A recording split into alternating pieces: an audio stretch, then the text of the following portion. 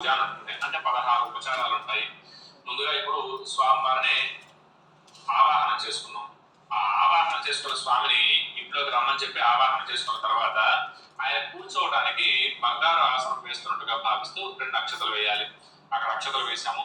ఇప్పుడు ఆ స్వామివారు అమ్మవార్లు ఇద్దరు వచ్చి కూర్చున్నారు. వాళ్ళ కాళ్ళు కడుగుతున్నట్టుగా మన భావనతోటి నీళ్లు చూపించి వదిలేయాలి. శ్రీ మహాలక్ష్మి అలర్మేల్మంగాహిత వెంకటేశ్వర స్వామిని నమః. పాదయో పాద్యం సమర్పయామి.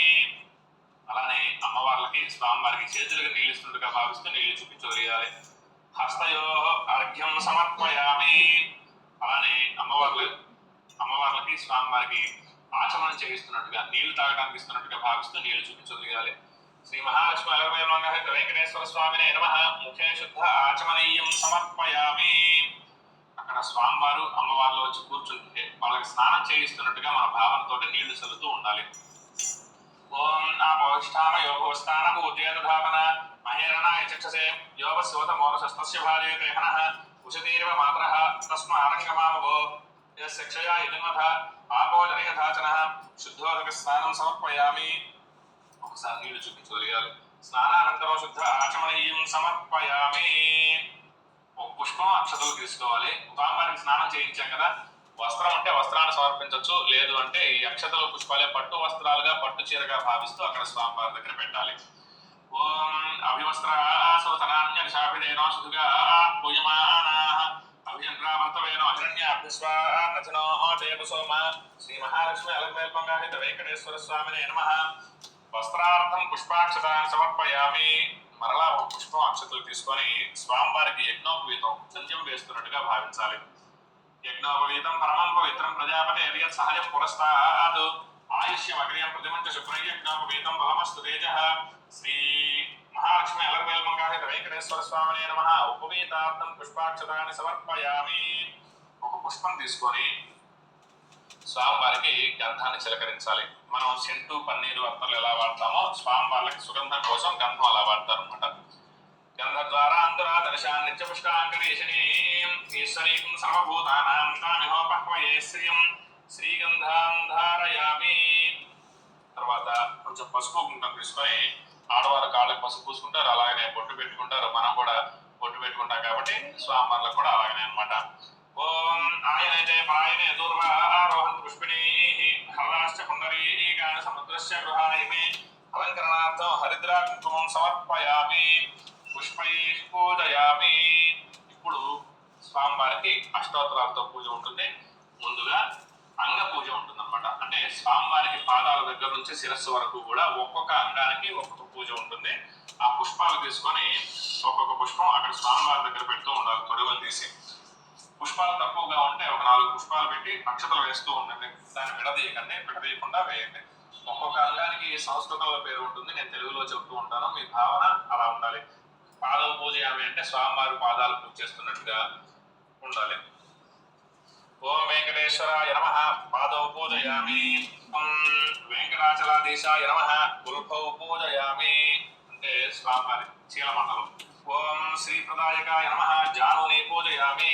స్వామివారి పిక్కలు. పద్మావతి పదయే నమః. జంగే పూజయామి అంటే స్వామివారి మోకాళ్ళు.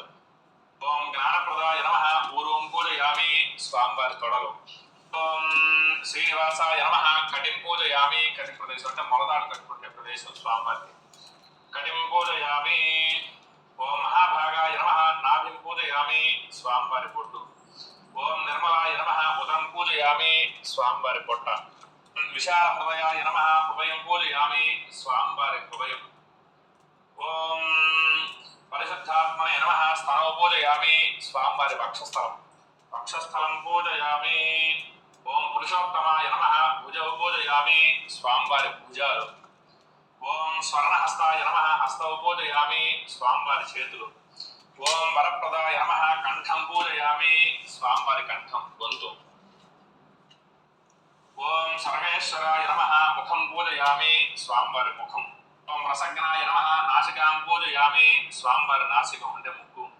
పుణ్యశ్రవణ కీర్తనాయ నమః. శ్రోత్రే పూజయామి అంటే స్వామివారి చెవులు. పుల్లాంబుజ విలోచనాయ నమః. నేత్రే పూజయామి స్వామివారి కళ్ళు. ఓం వర్చస్యనే నమః. లలాటం పూజయామి స్వామివారి నుదురు భాగం. ఓం ఓం రమ్య విగ్రహాయ నమః సర్వాణ్యంగాని పూజయామి. స్వామివారి అన్ని అంగాలు వెంకటేశ్వర స్వామి అష్టోత్తరం చెప్తూ ఉంటాను. మీ దగ్గర ఉన్న పుష్పాలు అక్షతలు అక్కడ స్వామివారి దగ్గర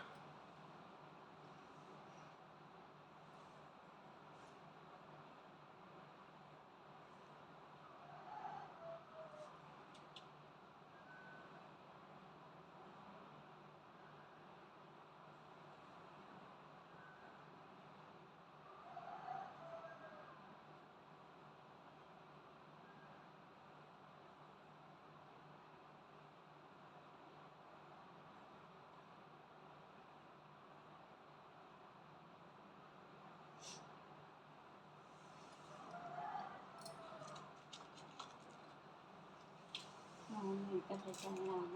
ఓం శ్రీనివాసాయ నమః. ఓం లక్ష్మీపతే నమః. ఓం మహానాయ నమః. ఓం అమృతసాయ నమః. ఓం మాధవాయ నమః. ఓం కృష్ణాయ నమః. ఓం హరిహరాయ నమః. ఓం జ్ఞానబంధరాయ నమః. ఓం శ్రీవత్సభక్షితే నమః. ఓం జగద్యాంబే నమః. ఓం గోవిందాయ నమః. ఓం శేషకాయ నమః. ఓం ప్రభువే నమః. ఓం శేషాద్రి నిలయాయ నమః. ఓం దేవాయ నమః. ఓం కేశవాయ నమః. ఓం మధుసూదనాయ నమః.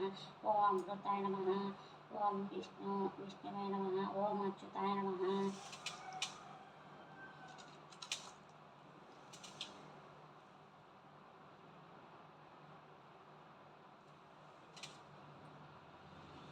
ఓం పద్మప్రియాయ నమః. ఓం సర్వేశ్వరాయ నమః. ఓం గోపాలాయ నమః. ఓం పురుషోత్తమాయ నమః. ఓం గోపీశ్వరాయ నమః. ఓం పరజ్యోతియే నమః. ఓం వైకుంఠపతనే నమః. ఓం అవ్యయాయ నమః. ఓం సుధాయ నమః. ఓం ధరాబంధ్యాయ నమః. ఓం నిత్యవాయ నమః. ఓం నిరాజనాయ నమః. ఓం విరాభాసాయ నమః. ఓం నిత్యాతోపనాయ నమః. ఓం ధరప్రతాయ నమః. ఓం జరాప్రతాయ నమః. ఓం నిర్మలాయ నమః. ఓం దేవపూజితాయ నమః. ఓం చతుర్భుజాయ నమః. ఓం చక్రధరాయ నమః. ఓం చతుర్వేశాయ నమః.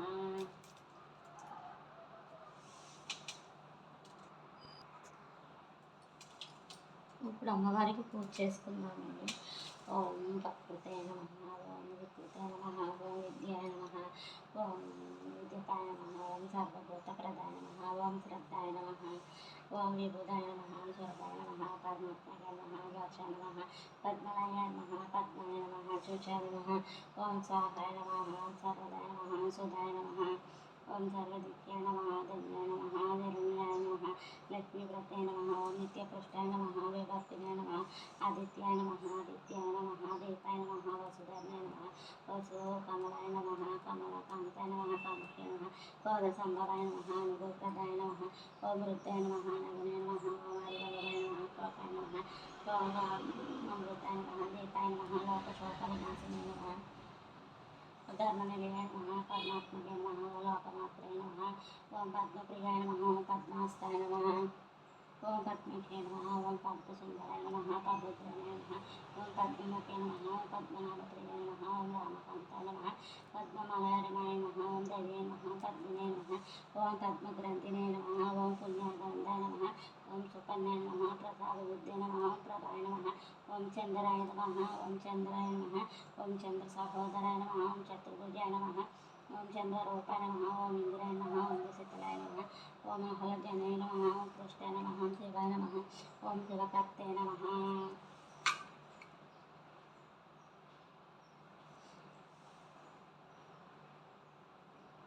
శివకృతే నమః. ఓం సత్యే నమః. యోగినే కృష్ణే నమః. దగ్ధ్వాసనే నమః. పతిపుష్పమే నమః. శాంతాయ నమః. చక్రమాడంబరాయ నమః. ఓం త్రియాయ నమః. ఓం భాస్కరాయ నమః. ఓం బిల్వనిలయాయ నమః. ఓం సిరియాయ నమః. వరాహరాయ నమః. శిశ్వరాయ నమః. ఓం సుందరాయ నమః. ఓం రంగాయ నమః. ఓం నరినాయ నమః. ఓం మాలినాయ నమః. ఓం ధనధన్యాయ భక్తాయ నమః. త్రిధనాయ స్వామ్యాయ నమః. శుభప్రదాయ నమః. నోపభవిస్తకానందాయ నమః. వరలక్ష్మీనాయ నమః. వసుప్రదాయ నమః. ఓం శుభాయ నమః. హిరణ్యప్రకారిణే నమః. సముద్రతనయ నమః. ఓం జయాయ నమః. ఓం మంగళాభరణాయ నమః. ఓం విష్ణువక్షితాత్మకే నమః. ఓం విష్ణుప్రతే నమః. ఓం ప్రసన్నాయ నమః. ఓం నారాయణ సమసితాయ నమః. ఓం దరిద్రాత్మనే నమః. ఓం దేవ్యే నమః. ఓం సర్వలోకప్రదాయ హారిణే నమః. ఓం నర్వదుర్గాయ నమః ఓం మహాకాళాయ నమః ఓం బ్రహ్మ విష్ణు సిద్ధార్థకాయ నమః ఓం శ్రీకర్జన సంపాయ నమః ఓం భువనేశ్వరాయ నమః ఓం మహాలక్ష్మి శ్రీదేవ్యాయ నమః. అమ్మవారికి పూజ అయ్యిందండి.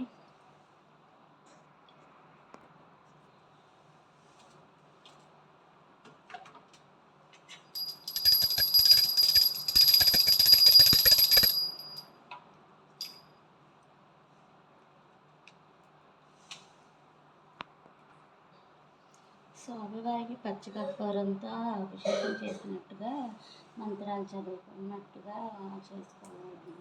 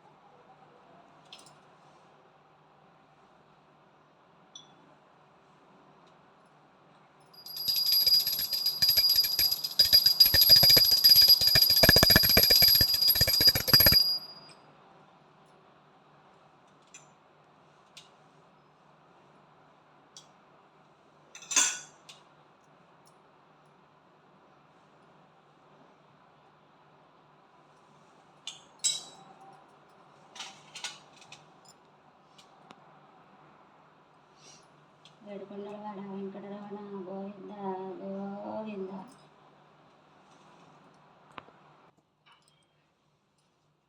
వరదరం విష్ణుం శశివర్ణం చతుర్భుజం ప్రసన్నవదనం ధ్యాయేత్ సర్వవిఘ్న ఉపశాంతయే శ్రీకాంతాయ కళ్యాణరథయే నథయేర్ధినాం శ్రీ వెంకట నివాసాయ శ్రీనివాసాయ మంగళం.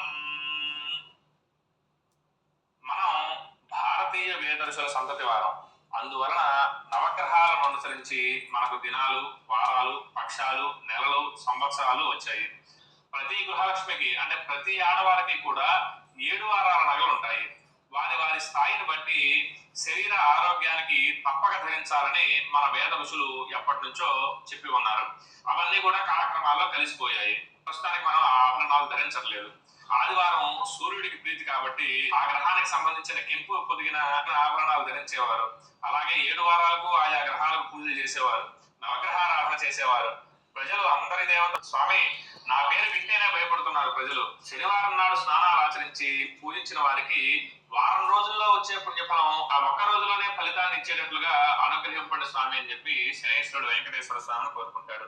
ఆ వెంకటేశ్వర స్వామి, ఓ శనేశ్వర, నీ కోరిక ప్రకారం భక్తులు నిన్ను కొలిచి శనివారం నాడు పూజిస్తే గొప్ప ఫలితం లభిస్తుంది. అంతేకాదు శనివారంలో నేను కలిసి ఉంటాను. ప్రజలు భక్తి ప్రపత్తులతో శనివార వ్రతాన్ని ఆచరిస్తే వారికి నీవిచ్చిన పుణ్యఫలంలో నేను వారికి సంపూర్ణ పుణ్య ధర్మ ఫలాన్ని ప్రసాదిస్తాను అని శ్రీ వెంకటేశ్వర స్వామి అభివించారు. ప్రతి వారు నియమంగా 7 శనివారాల వ్రతాన్ని ఆచరిస్తారో వారికి శనేశ్వరుడు శ్రీ వెంకటేశ్వర స్వామి సర్వభాగ్యాలను ఇచ్చి రక్షిస్తారు. ప్రజలందరూ కూడా అప్పటి నుండి 7 శనివారాలు శనివార వ్రతాన్ని ఆచరిస్తూ సమస్త కార్య విజయాలతో పుణ్యఫలాన్ని పొంది ఆనందంగా జీవిస్తూ ఆనందాన్ని అనుభవిస్తూ ఉన్నారు. శనివార వ్రత విధానం గురించి తెలుసుకుందాం. ఈ శనివార వ్రతం బ్రాహ్మీ ముహూర్తంలో అనగా తెల్లవారుజామునే 4 గంటలకే లేచి శిరస్నానం చేసి పసుపు వస్త్రములపై స్వామివారి చిత్రపటమును కలశం స్థాపన చేయాలి. నలుపు రంగు వస్త్రాన్ని కట్టుకుని శనైశ్వరుని పారాయణ శ్లోకాలు చదివి, ఇక్కడ కథలో నలుపు వస్త్రాలు ధరించాలి అని ఉంది. మన శక్తి అనుసారం నలుపు వస్త్రాలు అంటే నలుపు వస్త్రాలు, ఏ వస్త్రాలు ఉంటే ఆ వస్త్రాలు ధరించి ఈ శనైశ్వరుడికి సంబంధించిన శ్లోకాలు చదువుకోవాలి, గోవిందనామాలు చదువుకోవాలి. చిమ్మిలి మహానైవేద్యంగా సమర్పించాలి. చిమ్మిలి అంటే నువ్వులతో చేసింది స్వామివారికి సమర్పించాలి. అలానే సాయం సమయాన పసుపు రంగు బట్టలు కట్టుకోవాలి. ఎల్లో కలర్ వస్త్రాలు ఉంటే ధరించవచ్చు, లేదు అంటే మనం ఏదైనా వస్త్రాన్ని ధరించుకోవచ్చు. శ్రీ వెంకటేశ్వర స్వామికి షోడశోపచార పూజ చేసి అష్టోత్తర శతనామాలతో పూజ చేసి మహానివేదనగా చక్కెర లడ్డూలు సమర్పించాలి. వ్రత కథ చెప్పుకోవాలి. రాత్రికి ఒకరికి భోజనం పెట్టాలి. ఆ అతిథిని వెంకటేశ్వర స్వామిగా భావించి ఆ వెంకటేశ్వర స్వామికి భోజనం పెడుతున్నాను అని భావించి భోజనం పెట్టాలి. ఆ అతిథిని దైవంగా చూసి భోజనం పెట్టి చందన దక్షిణ తాంబూలాదులు అతనికి ఇచ్చి సమర్పించాలి. ఆ తర్వాత వ్రతం ఆచరించిన వారు భోజనం చేయాలి. భోజనం పెట్టాలి అన్నారు. ఒకవేళ అతిథి దొరకలేదు అనుకోండి, అప్పుడు ఏం చేయాలి అంటే ఒక బ్రాహ్మణుడికి స్వయం పాకం ఇవ్వచ్చు. ఒక రోజుకి వండుకొని తినడానికి ఏవైతే అవసరపడతాయో అవి బ్రాహ్మణుడికి ఇవ్వచ్చు. లేదా లేని వాళ్ళకి ఎవరికైనా దానం చేయొచ్చు. లేని వాళ్ళకి ఏదైనా అన్నం పెట్టచ్చు.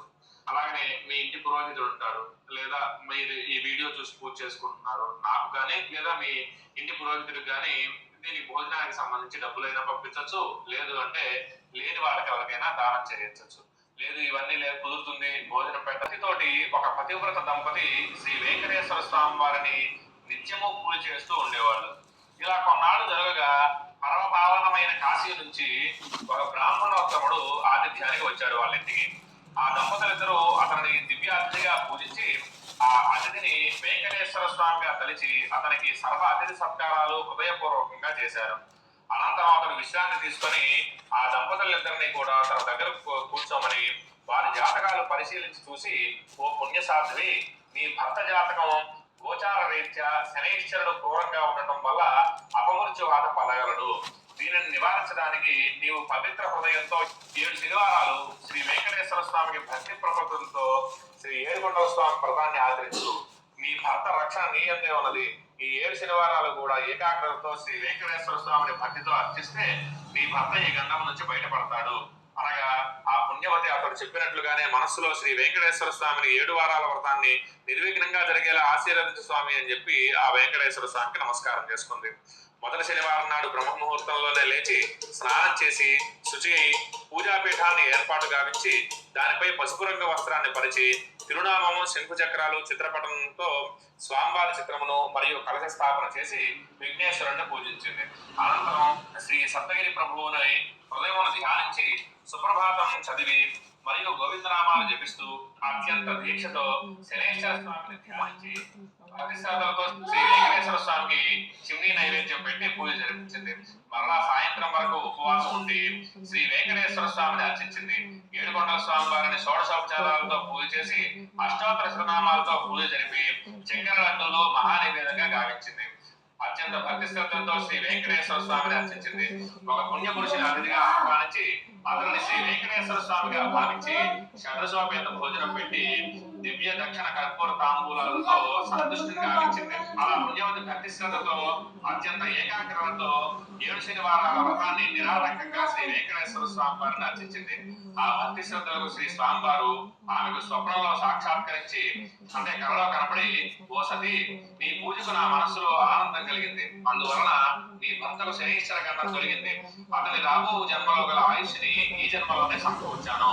అందువలన నీవు ఇంకా సుఖశాంతులతో దీర్ఘ సౌమంగళ్యంతో ఉందువు అన్నారు శ్రీ వెంకటేశ్వర స్వామి. అనంతరం ఆమె ఈ విషయాన్ని భర్తకు చెప్పగా అతను పట్టలేని ఆనందంతో, ఓ నారీమణి, నీవు నా భాగ్య దేవతవు.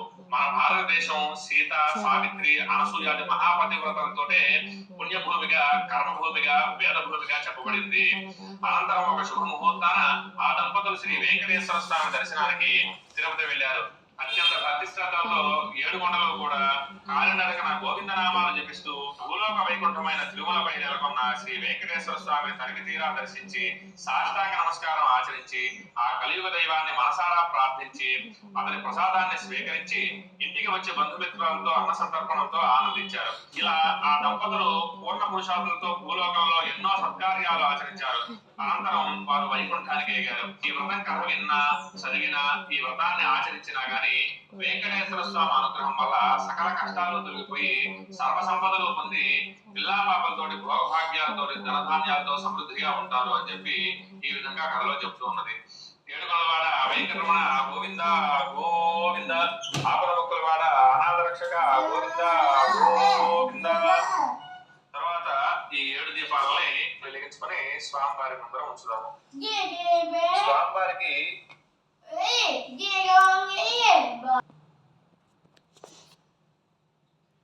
పూజ అంతా అయిపోయిందండి. నైవేద్యం కూడా సమర్పించేసుకున్నాను.